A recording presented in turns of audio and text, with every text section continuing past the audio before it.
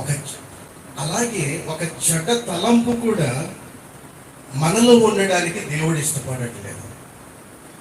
ఒక చెడ్డ ఆలోచన కూడా మనలో ఉండడానికి దేవుడు ఇష్టపడట్లేదు.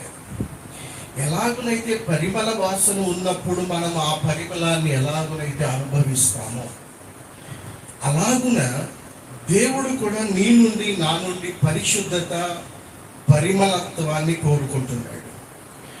ఇక్కడ చెప్తున్నటువంటి గోపరస వాసన అనేటువంటిది ఏంటి అని అడిగితే, ఒక పరిమళానికి సంబంధించింది, ఒక సువాసనతో కూడినటువంటిది. ఈ సువాసన నచ్చిందనుకోండి, ఏం చేస్తారు? బాగా ముక్కుకు దగ్గర పెట్టుకొని మొత్తం గుండె నిండా లాగుతారు, అవునా కదా? బాగా లాగుతారు, కళ్ళు మూసుకొని అంటారు. అలా లాగినప్పుడు ఏమవుతుంది అని అంటే, అది నీ మెదడులో పట్టేసి దాని ఫ్లేవర్ చాలా